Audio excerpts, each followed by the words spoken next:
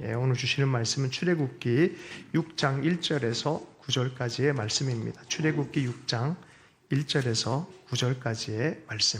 우리 함께 한 목소리로 읽겠습니다. 시작.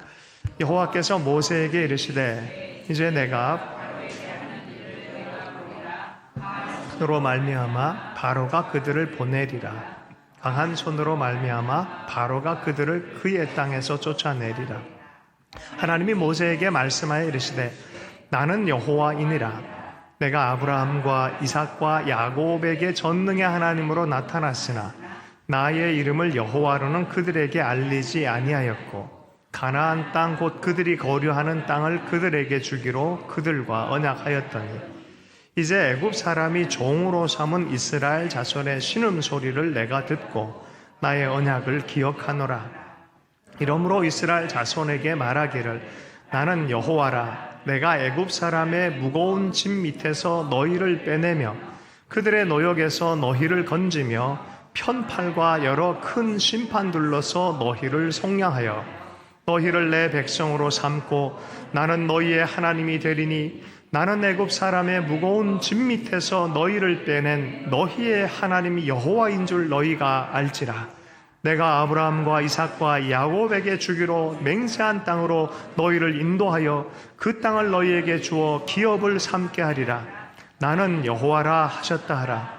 모세가 이와 같이 이스라엘 자손에게 전하나 그들이 마음의 상함과 가혹한 노역으로 말미암아 모세의 말을 듣지 아니하였더라. 아멘. 모세가 아니라 하나님 주님이십니다. 하나님이 주님이십니다. 그렇게 제목을 잡았고요. 설득하시는 하나님 부제가 잡혀 있습니다. 바로를 만났는데 바로가 거절했습니다. 뭔가 하나님의 음성이 들리고 명령이 떨어졌기 때문에 가서 하면 다 될 줄 알았는데 부딪힘이 생겼습니다. 바로가 완강히 거부합니다. 백성들의 리더들이 가서 얘기했음에도 불구하고 또 거절당합니다. 거절 정도가 아니라 노역이 더 심해졌습니다. 그러니까 이제 백성의 리더들도 기록관들도 모세 때문, 당신 때문에 그렇습니다라고 모세와 아론을 비난하기 시작합니다. 리더의 자리는 참 어렵습니다. 하나님 뜻을 뭔가를 하려고 하는데도 이래 힘들고 저래 힘듭니다. 그럼 모세는 용량이 있는 걸 어떡합니까? 힘들잖아요. 그러니까 누구한테 엎드러집니까? 하나님께. 다행히 모세는 하나님께 엎드러진 거죠. 힘들더라도 하나님 앞에 엎드러지길 축복합니다. 하나님께 엎드렸더니 하나님이 하신 얘기가 하나님의 강한 손으로 출애굽시키겠다라고 주님께서 친히 말씀해 주십니다. 어찌하여 라고 부르짖었을 때 강한 손으로 내가 하겠다라고 말합니다. 여러분, 소명의 위기가 생기고 삶의 방향이 흔들릴 때가 있어요. 여러분은 그럴 때 어떻게 하십니까? 분명히 주의 음성을 듣고 갔는데 반대 현상으로 부딪힘이 생기고 예상과는 전혀 다른 일이 일어날 때 여러분은 어떻습니까? 밤잠 못 자고 힘들어지고 마음을 부여잡고 있다가 그러다가 참 힘들어질 때 많이 있잖아요. 근데 모세처럼 할 수 있길 축복합니다.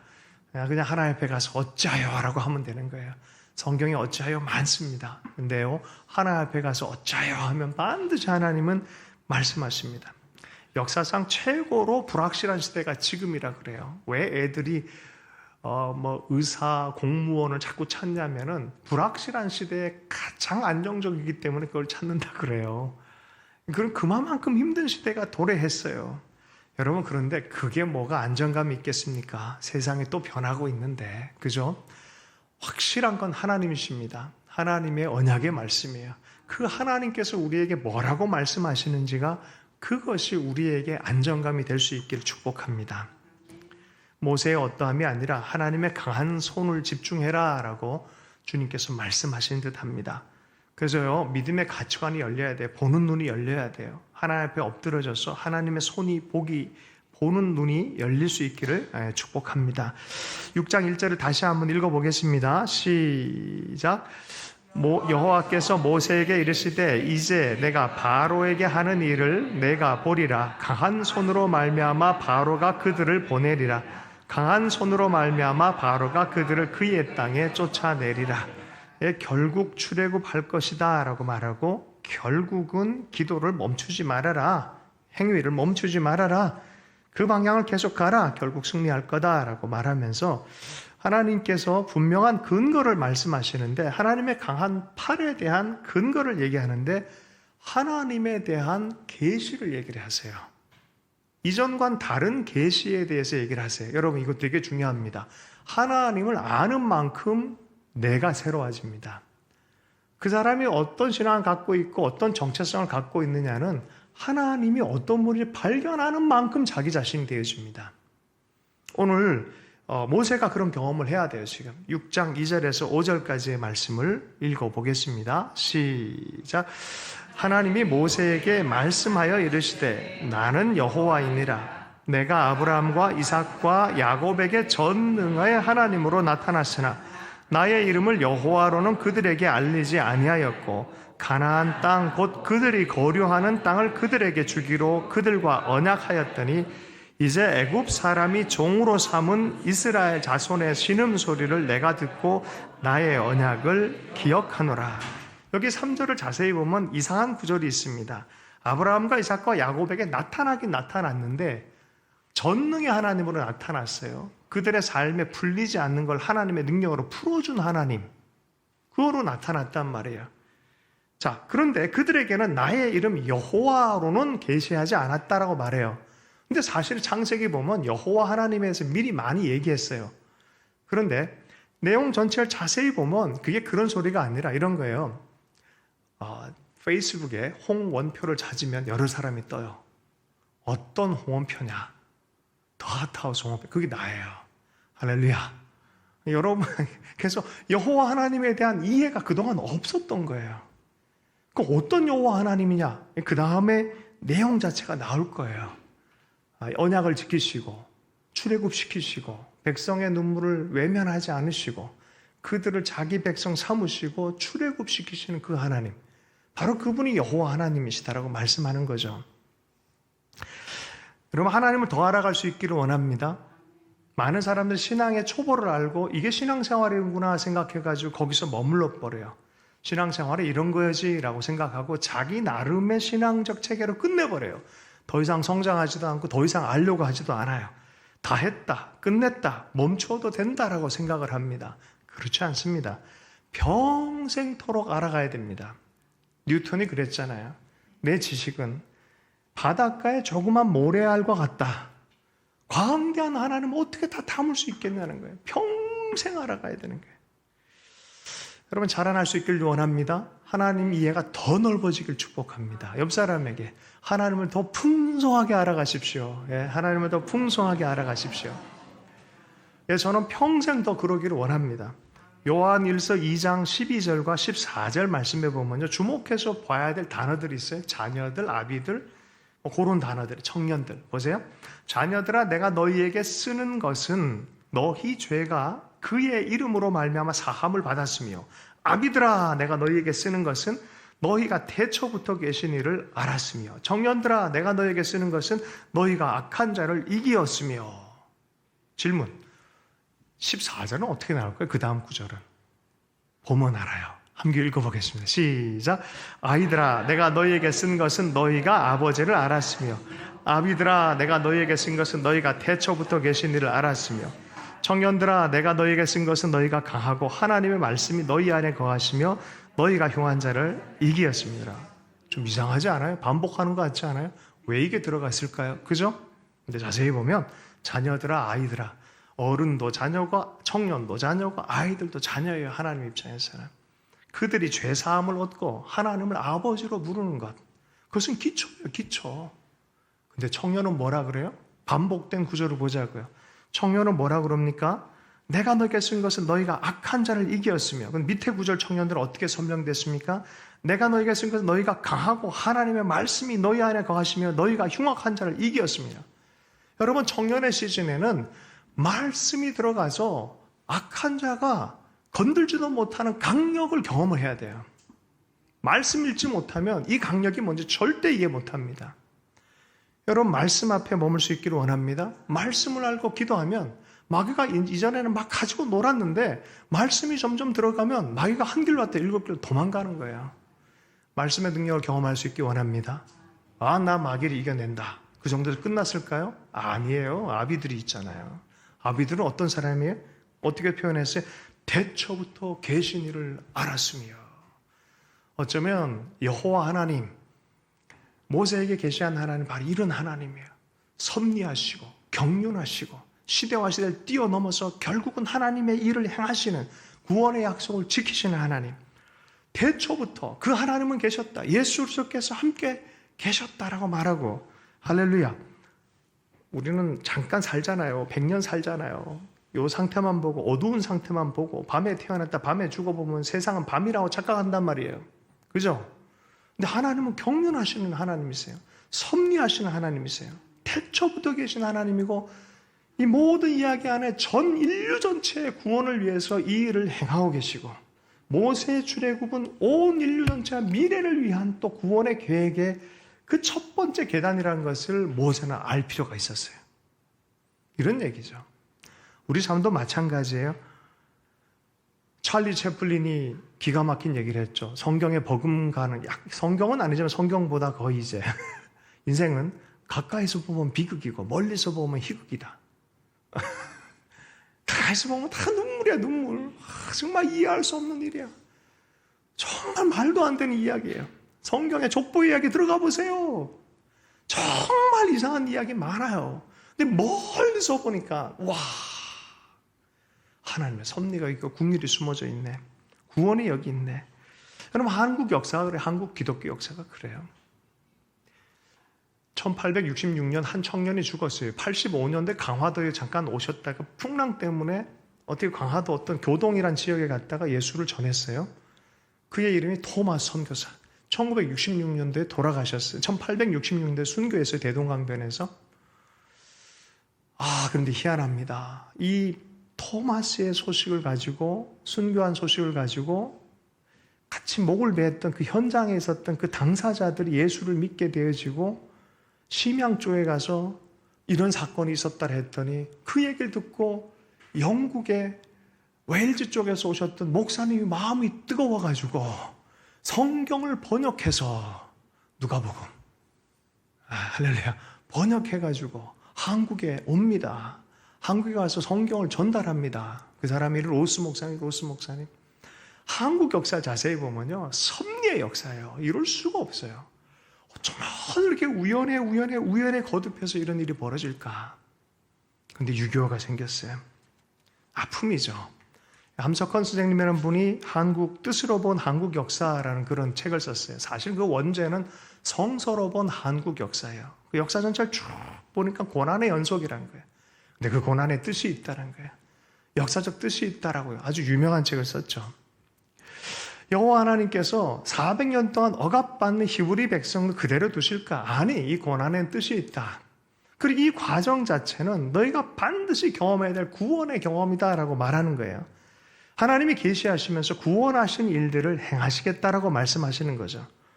그 여호와 하나님이 어떻게 구체적으로 말씀하시는지, 어떤 홍원표냐라고 물고 한 것처럼, 그죠? 어떤 여호와냐라는 부분에 대해서 설명한 게 6절부터 8절까지예요. 함께 읽어보십시다. 우리 6절부터 8절까지 말씀을 읽겠습니다. 시작. 그러므로 이스라엘 자손에게 말하기를, 나는 여호와라. 내가 애굽 사람의 무거운 빼내며 그들의 노역에서 너희를 건지며 편팔과 여러 큰 심판들로서 너희를 속량하여 너희를 내 백성으로 삼고 나는 너희의 하나님이 되리니 나는 애굽 사람의 무거운 짐 밑에서 너희를 빼낸 너희의 하나님 여호와인 줄 너희가 알지라. 내가 아브라함과 이삭과 야곱에게 주기로 맹세한 땅이로 너희를 인도하고 그 땅을 너희에게 주어 기업을 삼게 하리라. 나는 여호와라 하셨다 하라. 어떤 여호와요? 빼내고 건지고 속량하고 자기 백성 삼고 그들을 인도해서 결국은 약속의 땅에 세우시는 그 여호와 하나님이다라고 말하는 거예요.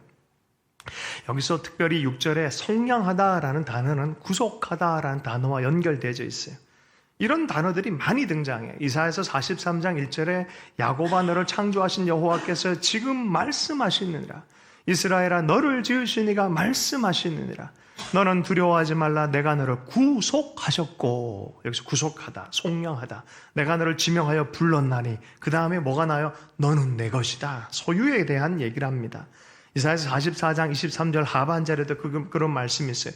여호와께서 야곱을 구속하셨으니 이스라엘 중에 자기의 영광을 나타내실 것이라. 여러분, 여기에서 속량하다, 구속하다는요, 이전에 하나님의 택함 받은 가족임을 다시 돌려놓는 권리, 다시 가족됨을 회복하는 권리를 속량하다, 구속하다라는 단어를 사용하는 거예요. 뭔 소리예요? 내 백성이고 내 자녀였던 사람을 원래 자리로 돌려놓는 걸 구속하다, 속량하다란 말이에요. 하나님께서 믿는 사람들을 볼 때 어떻게 표현하는데요? 내 백성, 내 가족이라고 생각한다는 거예요. 아무나 구속하는 게 아니죠. 언약이 있는 내 백성, 내 가족. 출애굽기 6장 7절, 그래서 이런 말씀이 너희를 내 백성으로 삼고 나는 너희의 하나님이 되리니 라고 말합니다. 자기 백성을 인도하는 하나님, 자기 친족, 자기 가족을 지위를 회복하는, 그래서 약속의 땅에 데려가는, 이것이 얼마나 행복합니까? 여러분, 하나님이 여러분 한 사람 한 사람을 가족으로 생각하고 계세요. 가족 냅두고 그냥 혼자만 도망가십니까? 아니죠. 생명 다해서 싸우지 않습니까? 그죠? 가족이라고 하면은 보호하지 않겠습니까? 그 마음이죠. 근데 하나님이 나를 그렇게 보신다는 거예요. 나는 사실 하나님을 가족이라고 주님이 주장할 뿐이지 우리는 얼마나 많이 집 나갑니까? 우리 속성은 그런데 하나님은 한번 언약하면 평생 사랑하는 가족으로 보고 계시다는 거예요. 바로 이것이 얼마나 복되냐라고 성경은 얘기를 하죠. 시편 33편 12절 말씀에 여호와를 자기 하나님으로 삼은 나라 곧 하나님의 기업으로 선택된 백성은 복이 있도다. 시편 144편 15절 말씀에 이러한 백성은 복이 있나니 여호와를 자기 하나님으로 삼은 백성은 복이 있도다. 왜요? 하나님은 절대 가족이 압제당하고 노예 생활하는 걸 원치 않기 때문에 그래요. 죄와 저주에 눌려 사는 것을 원치 아니하십니다. 여러분, 이러한 성경의 말씀이 계속해서 예언서와 복음서에 흘러가고 있어요. 이사야서 7장 14절 말씀에 그러므로 주께서 친히 징조를 너에게 주실 것이라. 보라, 처녀가 잉태하여 아들을 낳을 것이요 그의 이름을 임마누엘이라 하라. 하나님이 우리와 함께 하시는데 그 아이의 이름의 원뜻이 무엇이냐? 마태복음에서 밝혀주고 있습니다. 마태복음 1장 21절 말씀 함께 읽겠습니다. 시작. 아들을 낳으리니 이름을 예수라 하라.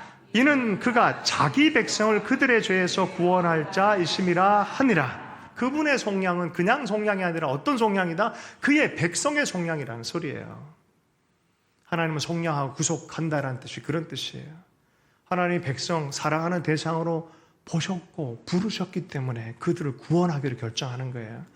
여러분, 그래서 여기 신비가 있어요. 할렐루야. 하나님이 오래전에 여러분들을 사랑의 대상으로 선택하시고 찾아오시고 불러주시고 오늘 이 자리에서 예배하게 된 줄로 믿습니다. 네. 자, 그런데 이 사랑이 요한에게 와서는 이렇게 또 해석이 되어집니다. 요한복음 13장 1절 말씀에 6월절 전에 예수께서 자기가 세상을 떠나 아버지께로 돌아가실 때가 이룬 줄 아시고 세상에 있는 자기 사람들을 사랑하시되 끝까지 사랑하시느라. 자기 사람, 자기 백성, 예수님 어떻게 사랑하신다? 끝까지 사랑하신다. 우리는 살짝 뒤돌아서도 주의 사랑은 끝이 없다. 요한일서 4장 16절의 말씀입니다. 하나님이 우리를 사랑하신 사랑을 우리가 알고 믿었노니 하나님은 사랑이라. 여러분, 신앙생활의 DNA입니다. 중심 DNA. 요거 잊어버리면 신앙인 아닙니다. 사실 이게 가장 기초입니다. 뭐예요? 하나님이 그리스도 안에서 우리를 사랑하신다는 거예요. 구속자, 속량하시고 구원하시고 자기 백성을 구원하신 예수 그리스도 안에서 우리를 사랑하신다. 왜요? 하나님은 사랑시라. 사랑 안에 거하는 자는 하나님 안에 거하고 하나님도 그 안에 거하느니라. 여러분은 하나님 안에 거하고 계십니까? 사랑해야 돼요. 하나님을 사랑하고 그 사랑을 받아들일 줄 알아야 돼요. 그 사랑 안에 머무는 사람들이 바로 사랑받는 존재. 할렐루야. 하나님이 이미 사랑하셨어요. 모세와 예수 그리스도의 복음의 차이는요, 다른 차이가 아니에요. 거긴 받으려고 노력하는 거고 여기는 이미 받은 사랑으로 하나님의 말씀을 지키려고 하는 거예요. 이미 받은 거예요. 이미 받아버린 거예요. 할렐루야. 네, 받은 사랑이에요. 하나님 나를 사랑하고 있다. 마음이 불안하고 힘들 때 많이 있잖아요. 그러면 어떻게 해요? 하나님 나를 사랑하시지. 하나님 안 계신 것 같을 때도 어떻게 해요? 이건 사실이야. 내 느낌이 아니라 성경이 그렇게 얘기하고 있어. 계속해서 이렇게 주장할 수 있길 축복합니다. 북한을 바라보십시오. 6.25잖아요. 6.25 70주년.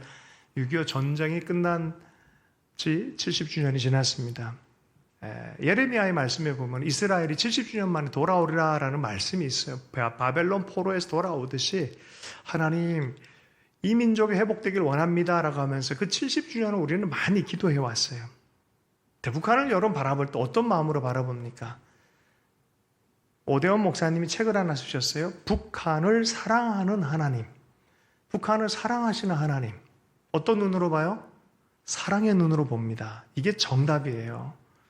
하나님께서 십자가를 통과해서 우리에게 말씀한 것은 세상을 이처럼 사랑하사예요. 세상이 이렇게 악하니 분리해라가 아니에요. 세상을 이렇게 악하게 보여도 하나님이 세상을 이처럼 사랑하세요. 북한을 향해서 어떻게 보셔요? 하나님께서 북한을 사랑하시는 하나님.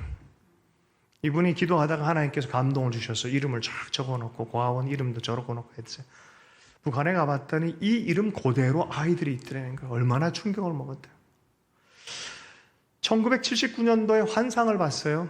이분이 왜 예수전단으로 와서 복음 전하러 오셨다가 왜 갑자기 북한에 대해 저럴까? 물어봤어요. 그랬더니 79년도에 이게 환상을 본 하나님께로부터 받은 어떤 뜻이 있으셨어요. 요 근래 와서 이 비전이 온전히 환상의 해석이 되신대요. 70년대만 해도 북한이 더 잘 살았어요. 근데 환상 가운데는 북한 땅이 앙상한 나무가지로 있고 남한 땅에는 열매가 주렁주렁 맺혀 있는데 열매를 보니 다 썩어 있는 거예요. 다 썩어 있는 거예요. 요게 첫 장면이었다는 거예요. 초기에는 70년대 후반과 80년대 해석을 못했다는 거예요. 왜냐하면 북한이 더 잘 사는데. 근데 지금 보니까 요게 지금인 거예요, 지금. 근데 한 장면이 싹 바뀌면서 완전히 다른 판으로 보이면서 나무 한 그루가 남북한 안에 동해안까지 뻗어 있는 나무가 쫙 자라더래요. 이것이 자라나면서 한반도를 다 덮어버리고 거기서 열매가 자라는데 동북아 전체, 세계 전체에 부흥을 가져오는 그런 부흥의 생명나무가 자라났더라라는 얘기를 하셨어요. 그거를 그림으로 만들어낸 것이 지금 뜰 거예요. 이 장면이 이 장면. 밑에는 한반도 그림이 있죠. 밑에 한반도 그림에 저렇게 말씀과 성령의 역사가 일어나는. 아니 정치적으로 역사적으로 자꾸 힘든데도 여전히 어떻게 저분 안에는 저런 중심이 있을까라고 했다가 이 얘기를 듣고 제가 이해를 했어요. 몇 년 전에 한번 제가 꿈을 꿨는데 이 오대원 목사님이 나오셔가지고 자기 방에서 커튼 너머로 바라보시면서 북한에 대한 얘기를 자꾸 하는 거예요. 제 입장에서는 방 밖에 있으니까 그 커튼 너머가 안 보이는 거예요. 근데 목사님이 그걸 보고 커튼 너머를 보고 얘기를 막 해줘요. 그럼 저는 그 말을 믿어야 되는 거죠. 그죠? 그랬더니 이 방으로 들어오래요. 커튼 너머를 볼 수 있도록 들어오래요. 그게 제 꿈이었어요. 아무리 생각하면 생각할수록 그게 참 신기해요. 왜냐하면 하나님은 베일 너머, 커튼 너머를 보시는 분이세요. 그죠? 우리는 못 봐요.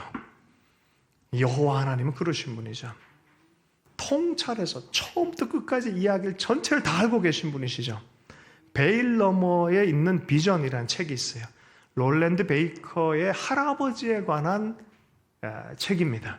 이 책에서 보면 1900년대 초에 중국 내의 고아원에서 하나님의 성령님이 강력하게 임재가 나타나서 아이들이 회개하고 말씀 앞에 나가고 기도하고 어떤 아이들이 천국을 올라간 거예요.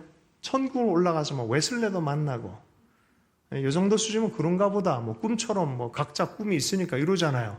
근데 여기 보세요. 이 사람도 꿈을 꾸고 이 사람도 꿈을 꿨는데 한 노래를 배워서 내려왔어요. 근데 노래가 똑같아.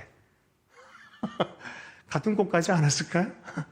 아이들이 올라가서 하나님 나라를 경험하고 복음을 경험하고 예수님의 나라에 대해서 확실한 믿음이 생겼어요.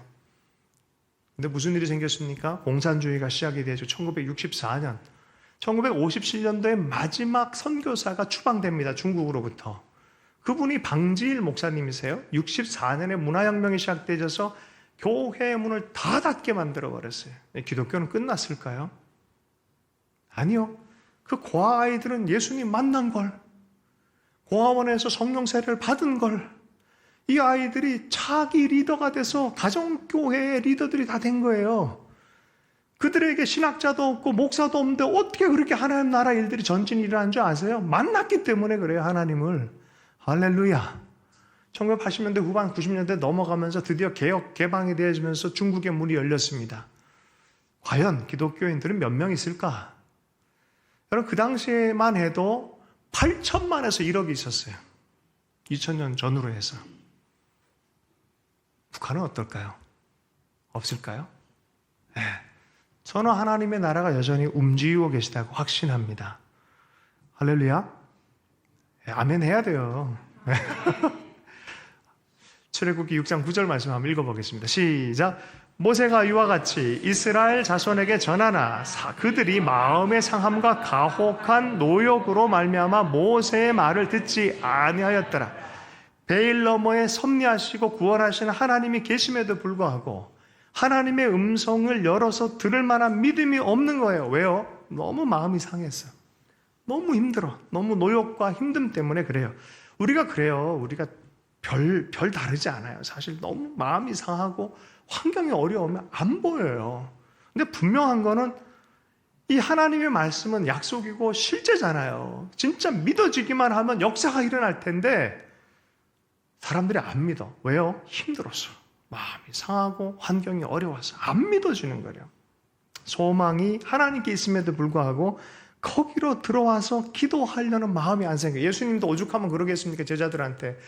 야, 시험에 들지 않도록 한시라도 좀 깨어서 기도하지 않겠느냐. 몇 번씩 얘기했는데 계속 자. 그죠? 1시간, 1hour라고 분명히 얘기했어요. 한시라도 깨어 있어라. 그러면 절대 시험 안 든다. 말씀의 검을 가져라. 그러면 너가 악한 자를 이길 것이다. 분명히 말했는데도 불구하고 안 되는 게 우리의 모습이에요. 피곤하죠. 상하죠. 노역이 있죠. 힘이 들고 막 그런 거예요. 출애굽을 여기서 믿는 사람은 누구입니까? 자, 12절에 말씀해 보면요. 모세한테도 너 이제 바울한테 가서 얘기해라 그랬더니 모세가 이렇게 얘기해요. 12절 말씀이 함께 있습니다. 시작. 모세가 여호와 앞에 아뢰어 이르되 이스라엘 자손도 내 말을 듣지 아니하였거든 바로가 어찌 들으리이까 나는 입이 둔한 자니이다. 예? 다 부정적으로 보이는 거야. 아이고 백성도 안 듣고 하는데 바로가 안 믿는 안 따르고 하는 더 심한 사람인데 어떻게 따르겠습니까? 라고 말해요. 하나님의 구원, 복음이라면 복음일 수 있는 이 이야기, 이 출애굽의 복음은 도대체 누가 믿고 있습니까? 누가 믿고 있어요? 사람이 아니라 하나님이 믿고 계세요. 십자가의 복음은 하나님의 믿음이에요. 사람 못 믿어요. 너 가라 그러고 믿어라. 이거 뭐 어떻게 하면 돼요? 믿고 가서 선포하면 돼요. 너의 죄와 저주의 심판의 시간 됐다. 죄와 저주는 예수 안에서 끝났다. 나는 하나님의 자녀다. 주장하기만 하면 되는데 이게 어려운 거야. 가라 그런데 힘든 거야. 안 믿어. 내가 어떻게 구원받겠냐고 얘기를 해. 믿고 있는 사람 누구예요? 하나님. 복음은 하나님의 믿음이에요. 하나님의 지혜예요. 하나님이 세워두신 거예요. 그리고 가서 전하고 그렇게 믿으면 되는데 그렇게 못 믿어요, 사람들이. 할렐루야. 여러분, 그리스도 예수 안에서 엄청난 그러니까 복음의 구조가 이 출애굽의 구조랑 너무 맞는 거예요. 하나님이 시작한 일의 구원은 그래서 철저하게 하나님 측면에서 선물이고요. 가만뒀으면요, 모세도 안 가요. 근데 하나님이 계속 모세한테 계속 구슬리고 설득하고 마음을 갖게 만들고 이 하나님의 열심 때문에 모세가 모세 되는 거예요. 베드로가 유명한 사도가 됐잖아요. 베드로가 베드로 때문에 아니거든요. 하나님이 계속해서 예수님이 계속 찾아와요. 계속 찾아와요. 하나님 자존심도 없으세요. 계속 찾아와서 사랑의 사도가 되게끔 해요. 하나님 우리한테 계속 다가오시는 하나님이에요. 믿으십니까? 결국은 사랑으로 설득시켜서 나로 하여금 사랑의 사도적 삶을 살도록 하시는 분이 하나님이신 줄로 믿습니다. 강한 손이 개입한다. 가서 선포해라. 이스라엘 구원을 너는 주장하기만 하면 된다. 백성도 안 믿는데 바로한테 제가 어떻게 가겠습니까? 저는 입이 둔합니다. 자꾸 자기 입만 얘기를 해요. 믿음을 갖고 믿음의 문제인데 자꾸 자기 입이 문제라고 착각을 하는 거예요. 그런 믿음 생활은 그래요. 때로는 도전적이기도 하고 때로는 말도 안 되는 것 같은 그런 거를 넘어가야 돼요. 할렐루야. 시도하는 것에 믿음이 있는 줄로 믿습니다. 자, 14절 말씀을 한번 읽어보겠습니다. 6장 14절 말씀 읽습니다. 시작. 그들의 조상을 따라 집의 어른은 이러하니라. 이스라엘의 장자 루벤의 아들은 하녹과 발루와 헤스론과 갈미니 이는 루벤의 족장이요. 좀 웃기지 않습니까? 갑자기 막 굉장히 긴장하고 막 이런 얘기를 막 하다 갑자기 족보 얘기로 쑥 넘어와 버려요. 다 이유가 있습니다. 왜냐하면 이제 아론이 세워져야 되는 레위 계열이 이렇게 해서 아론이 세워졌더라라는 어떤 섭리적인 맥을 나타내고, 그리고 이 족보를 통해서 하나님은 이 족보가 허무하지 않았다. 때로 실수하고 아무것도 아니고 약한 자 같아도 하나님 다 보고 계셨다. 그리고 그 모든 과정이 다 합쳐서 출애굽의 여정을 섭리하시는 길목의 일을 하기 위해서 이 얘기를 하시는 거예요. 결국 그래서 아론이 세워지고 모세가 세워져서 이 일들을 행할 것이다 라는 것들을 확정하기 위함입니다. 출애굽 사건, 여러분 출애굽에서 오늘 이 내용 속량하시는 하나님이 그대로 나와 있어요. 보세요. 빼내고 건지고 백성으로 삼아서 속량하고 약속의 땅으로 인도하시고 기업으로 주시는 하나님. 그래서 유대인들은 6월절 행사를 기념하는 그걸 뭐라 그럽니까? 6월절 식사라 그래요. 6월절 식사를 내가 꼭 하기를 원한다라고 얘기를 해요. 그럴 때 5번의 포도주를 듭니다.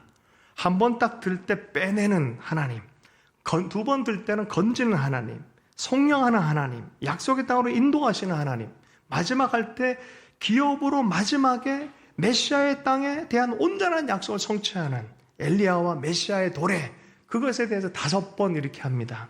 여러분, 예수님께서 돌아가시기 전에 정말로 하길 원했던 게 바로 6월절 식사였어요. 그리고 이 빵을 떼어주시고 잔을 들면서 뭐라고 하십니까? 내 살이고 내 피다. 내가 구속자다라고 말하는 거예요. 구속하시는 여호와 하나님이 바로 나다라고 말하는 거예요. 너희는 이것을 기념해서 날마다 기념하라라고 말하는 거예요. 이 출애굽의 하나님이 바로 그리스도 예수 안에 나타나는 거죠. 여러분, 우리는 그래서 출애굽 백성들이에요. 믿으십니까? 할렐루야. 지금도 하나님 그렇게 구원하신 하나님이시죠. 창세기 15장 16절에 내 자손은 4대 만에 이 땅으로 돌아오리니 이는 아모리 족속의 죄악이 아직 가득 차지 아니함이라 하시더니, 섭리의 눈으로 창세기부터 이미 다 얘기해놨어요. 400년 이후에 이 땅이 또 죄가 관영하면 고난으로 구비되어진 너희들을 원래 땅으로 돌아오게 할 거다. 이제 때가 됐다라고 말하는 거예요. 섭리의 눈. 돈 잘 버는 사람의 특징이 있다 그래요. 돈이 오는 길목에 서 있대요. 돈 못 버는 사람은 돈 빠져나가는 길목에 있고, 돈 잘 버는 사람의 특징은 돈이 오는 길목에 있어요. 역사도 하나님 오신 길목이 있어요. 하나님께 쓰임받는 사람들의 특징이 있어요. 역사의 길목에 서 있는 사람들입니다. 할렐루야. 많은 사람들이 신앙을 오해를 해요. 개토와 같이 신앙생활을 하려고 그래요.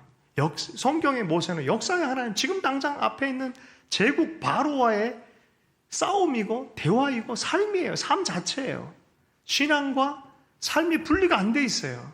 근데 요새 이 신앙과 역사를 분리시켜 놓고 살아가려고 그래요. 그래서 왜요? 힘있고 능력있고 역사의 어떤 주권자를 하는 사람들이 워낙 핍박을 많이 하다 보니까 이리 치이고 저리 치이다 보니까 편하게 신앙생활 하자라고 생각해서 내 가정, 내 마음 편하자, 이거를 신앙생활에 착각을 하는 거예요. 그런 사람들은 하나님이 누구인지를 더 알 필요가 있어요. 여호와 하나님으로 계시될 필요가 있어요. 자기가 섬기는 하나님이 누구냐에 따라 자기 크기가 결정돼요. 그 하나님의 크기만큼 바라볼 줄 알아야 돼요. 또 한 부류의 오류가 있어요. 그게 뭐냐? 세상 사람들이 자기 힘과 권세와 능력으로 세상을 좌지우지하는데 우리도 그런 돈을 갖고 우리도 힘을 갖고 우리도 폭업적으로 해가지고 우리 이름으로 하자.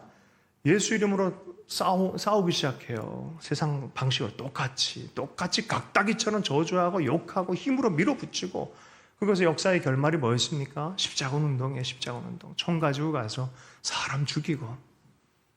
예수로서의 평화와 화해와 생명 가운데 어디 창이 있고 칼이 있습니까? 칼을 든 자는 칼로 망한다.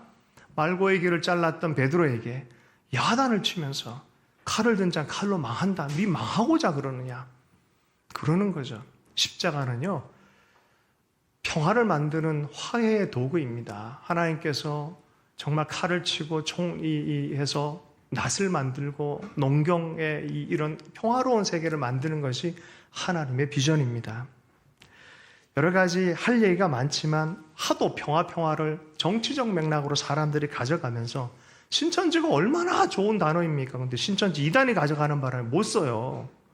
평화 얼마나 좋은 하나님의 성경적 단어인데 정치화되다 보니까 평화 얘기만 하면 너 누구 바지? 오해를 하고 있어요. 평화의 왕, Prince of Peace, 예수 그리스도. 성경이 분명히 그렇게 얘기해요. 그죠? 그 아들이 난데 정사와 권세를 어깨에 두고 평화의 왕이여라고 분명히 얘기하시잖아요. 여러분, 우리가 6.25 70주년을 맞이해서 역사의 하나님을 붙들고 출애굽시키신 하나님을 바라보며 믿음 안에서 기도할 수 있기를 원합니다. 개토 같은 그냥 나 혼자 내 심령, 내 마음 안에 개인적 신앙, 이기적 신앙으로 끝나서도 안 되고, 정복자처럼 세상 사람과 똑같이 가서도 안 되고, 예수 그리스도처럼 여러분 품고 사랑하고 기도할 줄 알아야 될 줄로 믿습니다. 예수님 그래서 산상수훈을 얘기했어요. 하늘의 법이 따로 있다라고 말하는 거죠. 하나님의 통치의 방식이 따로 있다라고 말하는 거죠. 1989년 9월 4일에 라이프치히 동독 지역에서 니콜라이 교회에서 월요일 날마다 기도하는 모임이 있었습니다. 이 9월 4일엔 특별히 1200명 도화선과 같은 집회가 있었습니다. 평화기도회, 피스 프레이어 모임이었습니다. 리더들이 산상수훈을 설교를 했어요. 근데 이게 소독에 다 방영이 되다 보니까 너무 가까운 지역 아니겠어요? 뭐 강북, 강남 이 정도 수준으로 돼 있으니까 소독이 방송을 하니까 동독 주민이 다 듣게 되니까 동독도 어쩔 수 없이 라디오를 틀 수밖에 없었어요. 사람들이 다 들었어요. 그 기도회 가운데 여러분, 독일에서는 나치와도 싸웠던 복음의 사람들이었고요. 이번에는 동독 공산당과 싸워야 되는 거예요. 뒤에 배경은 소련이 있어요. 10월 7일 날, 1989년 10월 7일 날 동독 정권 수립 40년이 된 기념으로 해서 사람들이 또 모였는데 이 기도하는 분들과 이 공산 세력이 대치가 됐습니다. 아주 일촉즉발이 됐습니다. 동독 안에 있었던 정치인들은 중국적 해결 방식을 취하기로 결정했어요. 중국적 해결 방식이 뭐냐면 바로 그때 1989년 6월에 천안문 사태가 있어요. 탱크로 밀어버리는 거예요. 굉장히 위험한 상황이에요. 불과 몇 달 사이에 일어난 정치적 상황이 그런 상황이었어요. 며칠 더 지나고 나서 사람들이 더 모이기 시작했습니다. 고르바초프는 그때 개혁 개방을 얘기하고 있는 터인지라 소련군은 개입하지 말라라는, 마침 40주년으로 동독에 와 있을 때 개입하지 말라는 그런 선언을 한 상태에 있었습니다. 왜냐하면 시위대들이 고르바초프 당신도 이 민족에 대해서 도우시오 하는 목소리를 들을 수밖에 없었던 것이죠. 10월 9일 날 7만 명이 모였고 8천 명의 병력이 대치 상태가 됐습니다. 이미 한 번 전에 구타도 하고 몇백 명이 다치기도 하고 그런 일이 벌어졌습니다. 큰일 났습니다. 여기에 총 한 방이라 터지면 끝나는 거예요. 아주 위기 상황이었어요. 그런데 맨 앞에선 시위대, 맨 앞에선 누군가가 이런 얘기를 합니다. Just like Jesus, just like Jesus. 예수님처럼. 뭐예요? 신경질 난다고 딱 박아버렸으면 큰일 날 뻔한 거예요. 예수님처럼 노래하기 시작합니다. 기도하기 시작합니다. 그리고 그 물결은 막을 수 없는 물결이 됐어요. 7만 명, 며칠 있다가 30만 명, 11월 4일 날 100만 명, 드디어 11월 9일, 10일 외교장관이 잘못 얘기하는 바람에 기자가 잘못 질문한 걸 잘못 대답했어요. 그 언제부터 남과 북이 동과 서가 풀립니다 그랬는데 그 전날에 술 먹고 와가지고 정신이 없어가지고 대충 아무 생각 없이 지금 그런 바람에 지금 베를린 장벽이 오늘부터 풀린답니다. 다 타전해버렸어요. 끝나버렸어요. 해프닝이에요, 해프닝. 이게 역사의 해프닝이에요. 그러니 그 저녁에 사람들이 베를린 광장에 오고 베를린 벽에 올라가서 망치 들고 다 깨기 시작합니다. 이제 못 막어. 끝. 그러니까 동독이 소독한테 아이고 우리 좀 도와달라. 우리 합하자. 이게 동소독의 여러분 통일의 이야기예요.